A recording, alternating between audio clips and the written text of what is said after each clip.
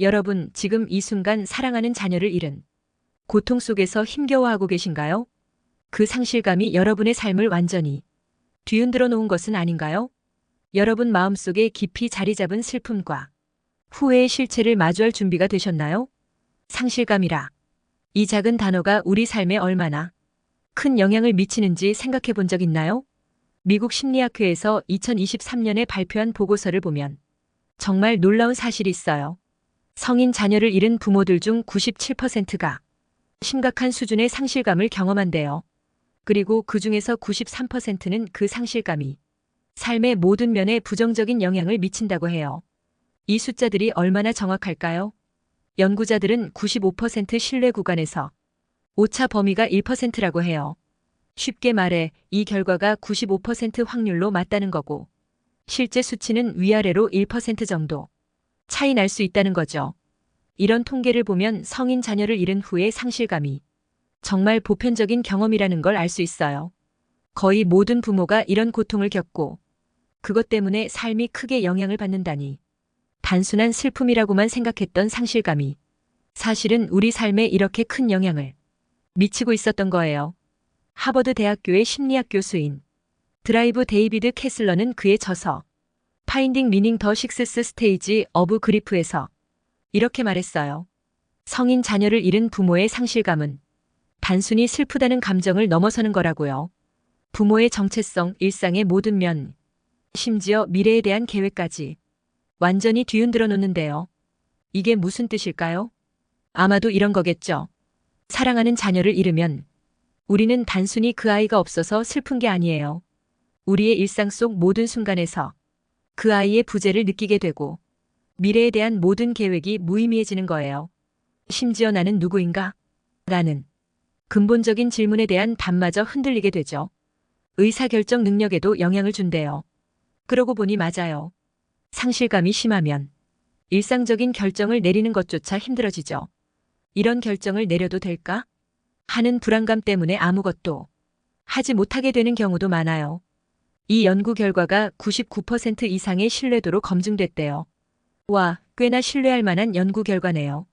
수천 명의 성인 자녀를 잃은 부모들을 대상으로 오랜 기간 연구했다니 정말 중요한 발견인 것 같아요. 이런 상실감은 유명인들도 예외가 아닙니다. 몇 가지 사례를 살펴볼까요? 존 트라볼타와 켈리 프레스턴 2009년에 그들의 16세 아들 제트를 뇌전증 발작으로 잃었습니다.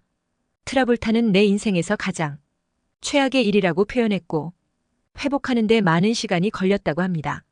실비스터 스텔론 2012년에 36세의 아들 세이지를 심장병으로 잃었습니다. 스텔론은 There is no greater pain이라고 말했고 이후 그의 영화에 아들을 추모하는 장면들을 넣기도 했습니다. 에릭 클랩튼 1991년에 4살의 아들 코너를 사고로 잃었습니다. 이 경험은 그의 음악 태즈인 헤번의 영감이 되었고 클랩튼은 음악을 통해 자신의 슬픔을 표현했습니다. 피어스 브로스넌 2013년에 41세의 딸 샬롯을 난소암으로 잃었습니다. 브로스넌은 나의 마음은 이 엄청난 상실로 인해 깨져버렸다고 말했고 이후 암 연구 지원에 적극적으로 나섰습니다. 이들의 이야기는 상실감이 얼마나 깊고 오래 갈 수 있는지를 보여줍니다. 하지만 동시에 이들이 어떻게 그 고통을 극복하고 새로운 의미를 찾아갔는지도 보여주죠. 드라이브 캐슬러의 연구에 따르면 상실을 경험한 사람들이 결국 회복하고 성장할 수 있다고 해요. 그는 의미 찾기가 애도 과정의 중요한 단계라고 말합니다. 사랑하는 사람을 잃은 후에도 우리는 그 경험에서 의미를 찾고 개인적 성장을 이룰 수 있다는 거죠. 이제 정미 씨와 철수 씨 부부의 이야기를 통해 상실감의 실체와 그것을 극복하는 과정을 자세히 살펴볼게요. 정미 씨와 철수 씨는 50대 초반의 평범한 부부였어요. 늦은 나이에 얻은 하나뿐인 아들 민준이와 행복한 가정을 이루며 살고 있었죠. 2020년 8월 15일 맑고 화창한 여름날이었습니다. 민준이는 군 제대 후 개인 사업을 준비하며 활기찬 나날을 보내고 있었습니다. 그날 오후 민준이는 친구와 함께 차를 타고 외출했습니다. 정미 씨는 아들에게 조심히 다녀오라고 당부했고 민준이는 평소처럼 밝은 웃음으로 대답했습니다. 오후 4시경 정미 씨의 핸드폰이 울렸습니다. 119 대원이었습니다. 민준이가 탄 차가 사고를 당했다는 거예요. 정미 씨는 그 자리에서 쓰러질 뻔했고 철수 씨가 급히 병원으로 향했습니다. 병원에 도착했을 때는 이미 늦었습니다. 의사는 민준이가 병원으로 이송되는 중에 사망했다고 전했습니다. 친구는 살았지만 민준이는 그렇지 못했습니다. 정미 씨와 철수 씨의 세상이 그 순간 무너져 내렸습니다. 사건 직후 정미 씨는 극도의 충격 상태에 빠졌습니다. 처음 며칠 동안 그녀는 거의 먹지도 자지도 못했고 주변 사람들의 말이 귀에 들어오지 않았습니다. 장례식을 치르는 동안에도 그녀는 마치 꿈을 꾸는 것처럼 현실감 없이 행동했습니다. 장례식 이후 정미 씨의 상태는 더욱 악화되었습니다. 그녀는 매일 밤 민준이의 사진을 붙잡고 울며 잠들었고 아침에 눈을 뜨면 다시 현실을 마주해야 한다는 사실에 공황 상태에 빠졌습니다. 식사는 하루에 한 끼도 겨우 먹기 힘들 정도였고 체중은 3개월 만에 15kg 넘게 빠졌습니다. 정미 씨의 외모도 급격히 변했습니다. 항상 단정하게 차려입던 그녀는 이제 매일 같은 옷을 입고 지냈고 머리를 빗는 것조차 잊어버렸습니다. 거울을 보는 것을 피했고 화장은 아예 하지 않았습니다. 사회적으로도 정미 씨는 완전히 고립되었습니다. 전화벨이 울리면 받지 않았고 문을 두드리는 소리가 들리면 이불 속으로 숨어버렸습니다. 가족들의 걱정 어린 방문에도 문을 열어주지 않았고 결국 가족들은 정미 씨의 집 열쇠를 복사해 비상시를 대비해야 했습니다. 정미 씨의 집 안 상태도 점점 악화되었습니다. 청소를 하지 않아 먼지가 쌓였고 부엌에는 썩어가는 음식들이 방치되었습니다. 빨래는 산처럼 쌓여갔고 집안에는 곰팡이 냄새가 가득했습니다. 그녀의 정신 상태는 더욱 심각했습니다. 끊임없이 민준이의 죽음에 대해 자책하며 내가 그날 차를 타지 말라고 했더라면 이라는 말을 하루에도 수십 번씩 반복했습니다. 때로는 환각을 경험하기도 했는데 민준이의 목소리를 듣거나 그의 모습을 보았다고 주장하기도 했습니다. 밤에는 악몽에 시달렸고 낮에는 무기력하게 침대에 누워 있었습니다. TV를 켜놓긴 했지만 그저 백색 소음처럼 들릴 뿐이었고 실제로 무엇을 보고 있는지도 알지 못했습니다. 한편 철수 씨는 겉으로는 강한 척했지만 내면의 고통은 이루 말할 수 없었습니다. 그는 아내를 돌보느라 자신의 감정을 제대로 표현하지 못했고 밤마다 혼자 차를 타고 나가 주차장에서 울곤 했습니다. 직장에서는 업무에 집중하지 못해 실수를 반복했고 결국 휴직을 하게 되었습니다. 3년이 지나는 동안 정미 씨와 철수 씨의 상태는 조금도 나아지지 않았습니다. 오히려 시간이 갈수록 더 깊은 우울의 늪으로 빠져들었고 둘 다 자살을 고려하기 시작했습니다. 정미 씨의 일기장에는 민준이를 따라가고 싶다는 문구가 자주 등장했고 철수 씨는 몰래 수면제를 모으기 시작했습니다. 이런 정미 씨와 철수 씨의 모습은 주변 사람들에게도 큰 영향을 미쳤습니다. 양가 형제들은 이 부부의 상태를 걱정하며 매일 밤 불안에 떨었고 친구들은 그들을 도울 방법을 찾지 못해 안타까워했습니다. 정미 씨와 철수 씨의 삶은 그야말로 완전히 멈춰버린 것 같았고 주변 사람들은 그들이 과연 이 상실감에서 벗어날 수 있을지 의문을 품기 시작했습니다. 정미 씨와 철수 씨는 민준이를 잃은 후 2년 동안 다양한 전문가들의 도움을 받으려 노력했습니다. 그들은 먼저 지역 정신건강센터에서 추천받은 심리 상담사를 찾아갔습니다. 첫 번째 상담사와는 3개월 동안 주 1회씩 상담을 받았지만 큰 변화를 느끼지 못했습니다. 그 후 다른 상담사들을 차례로 만나며 각각 2개월에서 6개월 정도 상담을 받았습니다. 정신과 진료도 병행했습니다. 처음에는 대학병원 정신건강의학과를 방문하여 복잡성에도 장애 진단을 받고 약물 치료를 시작했습니다. 그러나 부작용으로 어지러움을 느껴 다른 의사를 찾아갔고 결국 4명의 다른 정신과 의사들에게 진료를 받으며 적합한 약물과 치료법을 찾으려 노력했습니다. 정미 씨와 철수 씨는 또한 자기 힘으로도 문제를 해결하려 했습니다. 서점에서 자녀 상실, 애도, 우울증, 자기 개발에 관한 책들을 구입해 읽었습니다.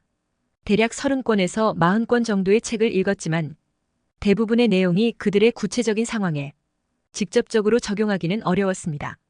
이러한 노력에도 불구하고 정미 씨와 철수 씨의 상태는 크게 개선되지 않았습니다. 전문가들의 조언이 때로는 서로 상충되어 혼란을 겪기도 했고 여러 번의 시도 끝에 효과를 보지 못하자 점점 자신들을 더 책망하게 되었습니다. 이렇게 많은 도움을 받고도 나아지지 않는 걸 보면 우리가 정말 무능한 부모인가 봐라는 생각이 들기 시작했습니다.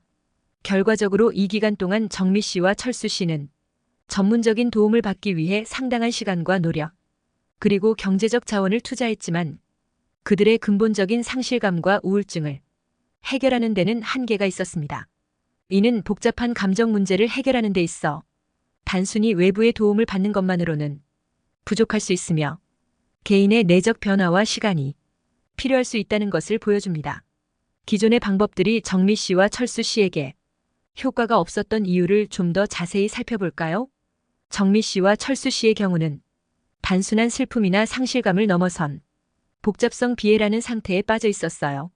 이건 쉽게 말해 정상적인 애도 과정보다 훨씬 오래, 그리고 더 심각하게 슬픔에 빠져 있는 상태를 말해요.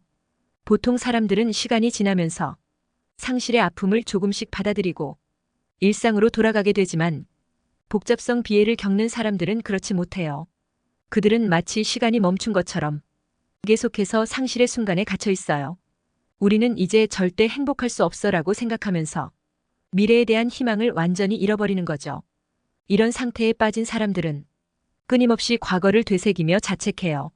그날 우리가 민준이를 말렸더라면 왜 우리는 그걸 못했을까? 같은 생각들이 계속 마음을 괴롭히는 거예요. 이런 생각들이 반복되면서 현실에서 점점 더 멀어지게 되고 새로운 삶을 시작하는 것 자체를 두려워하게 돼요. 정미 씨와 철수 씨의 경우에도 민준이의 갑작스러운 죽음 이후 이런 상태에 빠졌던 거예요. 그들은 민준이의 죽음이 자신들의 잘못이라고 믿었고 그 생각에서 벗어나지 못했어요. 이런 상태에서는 일반적인 상담이나 치료 방법들이 잘 통하지 않아요.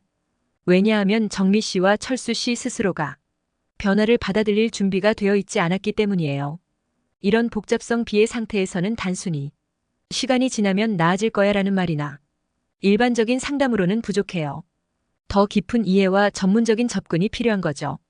정미 씨와 철수 씨가 자신들의 상태를 이해하고 천천히 현실을 받아들이며 새로운 삶을 향해 나아갈 수 있도록 돕는 과정이 필요했던 거예요.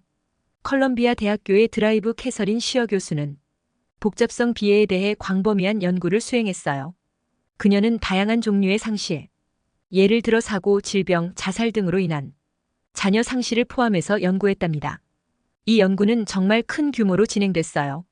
수천 명의 참가자들이 연구에 참여했는데 이들은 다양한 연령대와 배경을 가진 사람들이었죠. 드라이브 시어는 이 사람들을 몇 년에 걸쳐 추적 관찰했어요. 그들의 감정 상태, 일상생활의 변화, 대처 방법 등을 꾸준히 기록하고 분석했죠. 연구 방법도 다양했어요. 설문조사, 면접, 심리검사 등을 사용했고 때로는 참가자들의 일상을 관찰하기도 했어요. 이렇게 다양한 방법을 사용한 이유는 상실에 대한 반응을 최대한 정확하게 이해하기 위해서였죠. 그 결과 드라이브 시어는 흥미로운 사실을 발견했어요. 대부분의 사람들이 생각하는 것과는 달리 성인 자녀를 잃은 모든 부모가 영원히 깊은 우울감에 빠지는 것은 아니라는 거예요. 실제로 많은 부모들이 시간이 지나면서 상실을 받아들이고 새로운 삶의 의미를 찾아가는 모습을 보였답니다. 드라이브 시어의 연구에 따르면 복잡성 비애를 겪는 사람들 중 약 70%가 전문적인 치료를 통해 상당한 개선을 보였다고 해요. 이 연구 결과의 신뢰도가 95%라는 건 이 발견이 우연이 아니라 꽤 확실하다는 뜻이에요. 하지만 이 숫자를 너무 절대적으로 받아들일 필요는 없어요. 연구에는 항상 약간의 오차가 있을 수 있고 모든 상황에 똑같이 적용되지는 않을 거예요. 그래도 이 연구는 성인 자녀 상실에 대한 우리의 이해를 크게 넓혀준 중요한 발견이라고 할 수 있어요. 이 연구는 우리에게 희망을 줘요. 자녀 상실은 정말 힘든 경험이지만 대부분의 부모들은 결국 그것을 이겨내고 다시 일어설 수 있다는 걸 보여주니까요. 물론 모든 사람이 같은 속도로 회복되는 건 아니에요. 하지만 시간이 지나면서 그리고 적절한 도움을 받으면서 대부분의 부모들이 상실을 받아들이고 새로운 삶을 시작할 수 있다는 걸 이 연구가 알려주고 있어요. 그럼 이게 우리 삶에 어떤 의미가 있을까요? 예를 들어 정미 씨와 철수 씨 이야기를 들어봤잖아요. 그들이 겪은 어려움과 고통이 단순히 개인적인 문제가 아니라는 걸 알 수 있어요. 우리 뇌와 마음이 상실에 반응하는 깊은 원리와 관련이 있다는 거죠. 결국 우리가 상실을 어떻게 받아들이고 대처하느냐에 따라 우리의 삶이 크게 달라질 수 있다는 거예요. 상실을 인정하고 그것을 통해 성장의 기회를 찾는 사람들이 더 건강하고 행복한 삶을 살 수 있다는 거죠. 참 신기하지 않나요? 우리가 상실을 바라보는 시각 하나로 이렇게 큰 변화가 일어날 수 있다니. 이런 걸 알면 앞으로 어려운 상황을 마주했을 때 조금 더 희망을 가질 수 있지 않을까요? 그렇다면 우리는 어떻게 이 상실감의 족쇄를 끊을 수 있을까요? 여기 신앙적인 접근을 통한 전도자를 통해 새롭고 구체적인 방법들을 제안해 볼게요. 우선 중요한 개념들을 다시 재해석할 필요가 있어요. 우리는 끊임없이 생각을 하며 살아가잖아요. 이 생각들은 두 가지 원천에서 비롯돼요. 하나는 외부 환경이나 사건, 만남 등에서 오는 거고, 다른 하나는 우리 내면에 이미 저장된 기억이나 정보에서 오는 거예요. 이러한 생각들 중 일부는 그냥 스쳐 지나가지만 어떤 생각들은 우리를 강하게 붙잡고 계속해서 그것을 상상하게 만들어요. 행동하게 만들고 습관화되도록 만들죠. 이 생각들 중에서 상실감도 가장 먼저 우리의 생각에서 아주 조그맣게 시작돼요. 예를 들어 민준이가 그날 차를 타지 않았더라면 이라는 생각이 들면 우리는 자연스럽게 그 상황을 상상하게 되고 실제로 받아들여서 마음이 불안해지고 우울하게 돼요.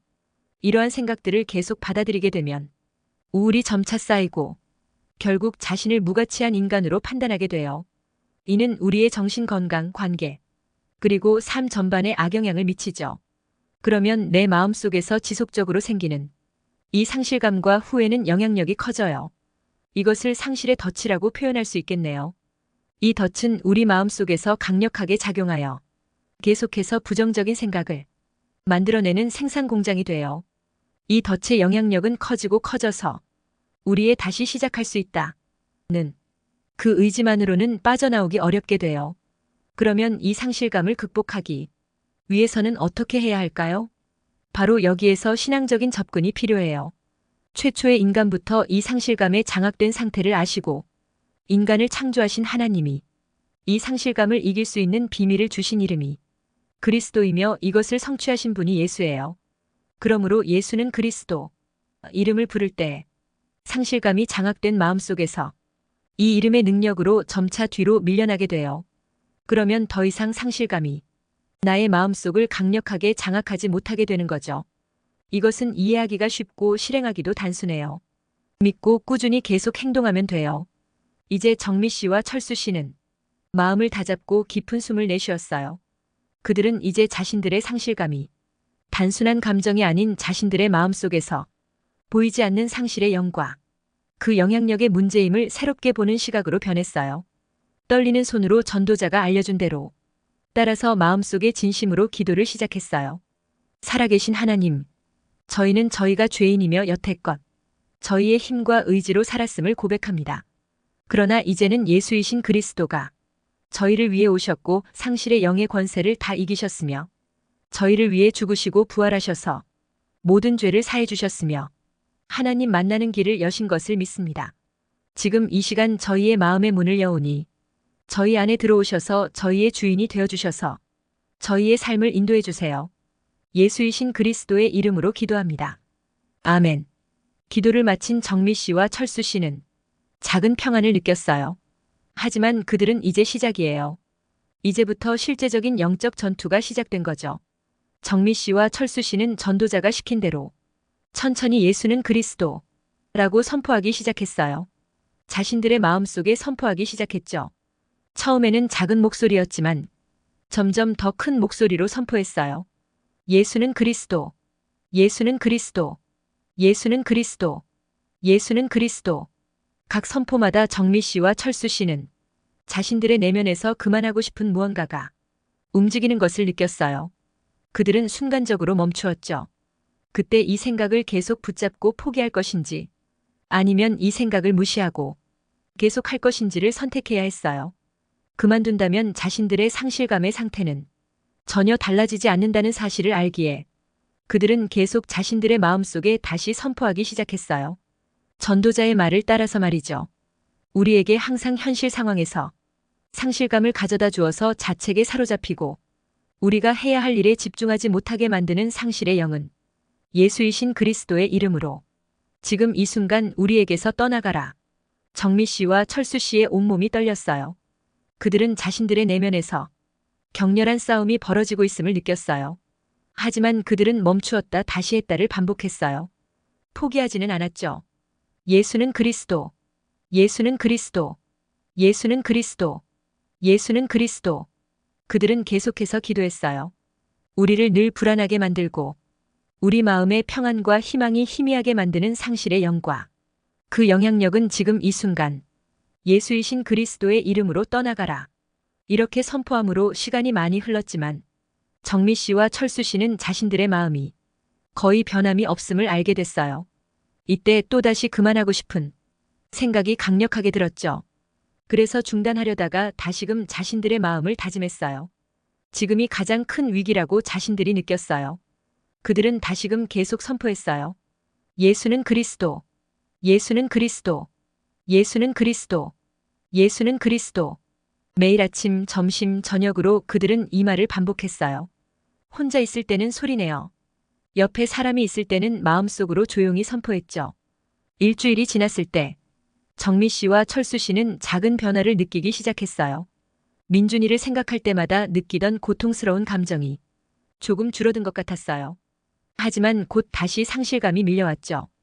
우리에게 항상 상실감과 자책을 가져다주고 앞으로 나아가지 못하게 만드는 상실의 영은 예수이신 그리스도의 이름으로 지금 이 순간 우리에게서 떠나가라.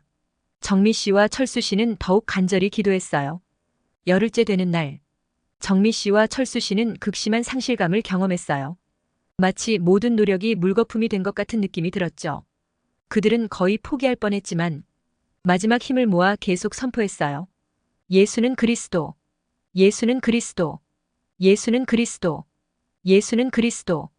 그날 밤 정미 씨와 철수 씨는 깊은 잠에 빠졌고 처음으로 악몽 없이 편안한 밤을 보냈어요.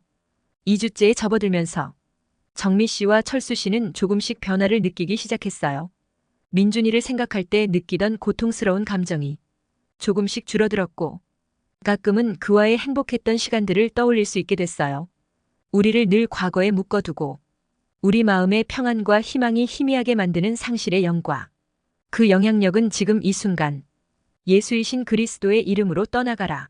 정미 씨와 철수 씨는 계속해서 선포하며 기도했어요. 17일째 되는 날, 정미 씨와 철수 씨는 큰 전환점을 맞이했어요. 그들은 처음으로 민준이의 죽음을 객관적으로 바라볼 수 있게 됐고 그로부터 배운 교훈을 깨달았어요. 동시에 자신들의 감정에 대한 깊은 이해와 함께 앞으로 나아갈 힘을 느꼈어요. 예수는 그리스도, 예수는 그리스도, 예수는 그리스도, 예수는 그리스도. 정미 씨와 철수 씨는 눈물을 흘리며 계속 선포했어요. 그들의 마음속에서 무언가가 녹아내리는 것 같았어요.